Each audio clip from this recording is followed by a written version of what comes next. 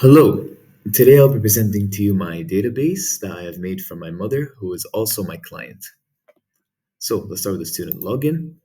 Let's prove that there is actually validation in the student login, and it's not just any random thing. There we go. Error username or password. It's not going to let you in. So we put in the correct values that are actually in the database, and it will let us in. There we go. So the first thing as a student is to do the quiz. So within the quiz, here we can see that there are videos, pictures, and stuff you can enter for answers. So to keep in mind, this is a video, and there's also audio that comes from the video. So it's visual and there's audio. So, and the student has the option to select whichever video they want, depending on the answer or the question, sorry. So let's try video one.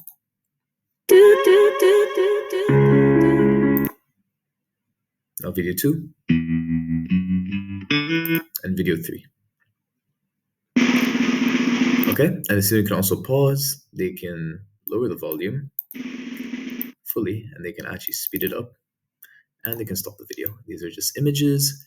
Let's say I'm a student, I want to put this in. So I put this into the database. My ID is number one, my name is Kareem Adam, these are my answers. Submit, it's in the database.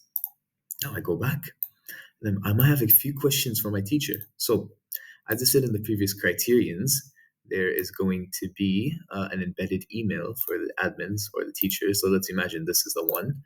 It's just an example. So it's embedded in there. I select it and I click send, and it should say the report with the day, which today is exactly 3/11/2022, and it says daily report, gives you a test message, and it puts the email for you, and you click send, and it sends. Now, when we go back, the last thing I have to do as a student is a survey. So, what do you feel about the class? So, let's say I put in my ID. My ID is, let's say, 100.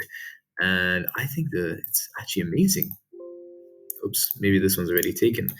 I think it's actually amazing. Let's say I put 64. Okay, it's amazing. But I'm another student who wants to say more. So let's say I put my ID is 23. I want to specify more. There we go. Detailed response pops up.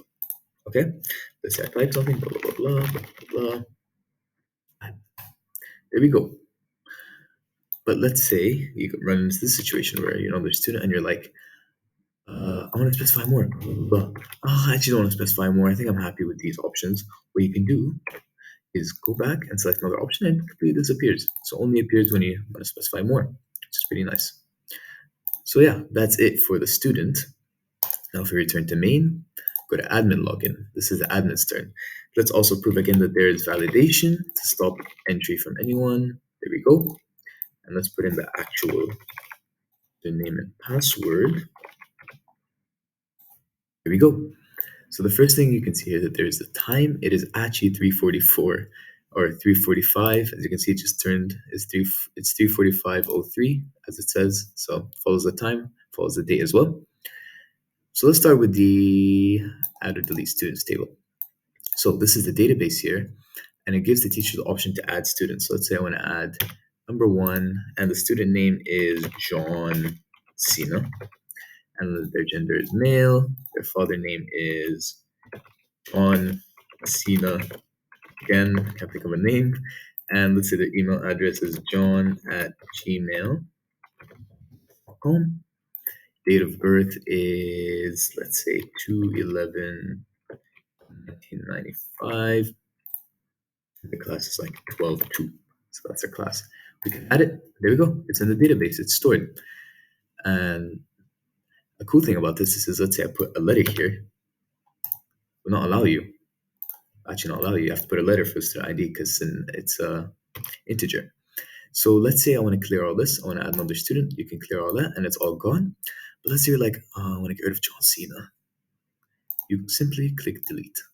There you go, and it's gone. So let's add another student just one more time, just for an example.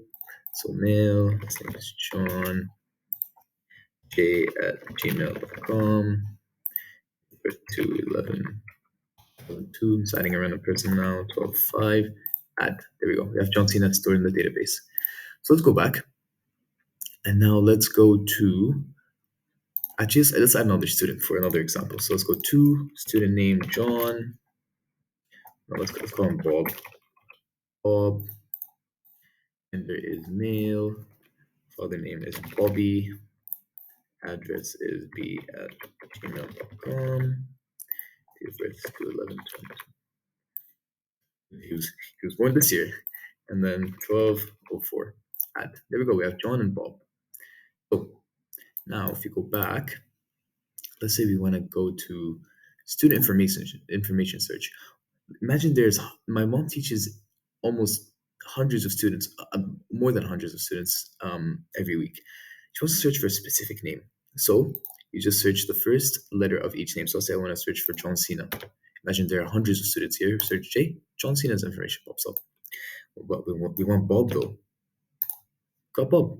There we go. It's that simple. Then we click search back and everyone pops up again. And that's a query right there. And now we have the attendance. So let's say I want to add, this is where I do the attendance. Let's say student IDs, let's say it's 0, John, and Cena. Today he is, today's date, let's mark him as absent because he was sick. Okay, and then we can save that. And let's say I want to delete it actually. I don't like this record. We can delete it later. Here we go. And lastly, we can look at the quiz results, which should pop up if I click all results. If you guys remember earlier, I had John. I inputted the results for some people, and there they are. And let's say I want to see only for question 1.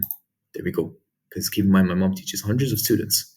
Question 2, question 3, question 4, question 5, question 6. There we go. And these are the answers. And lastly, you can view a report, a printable one,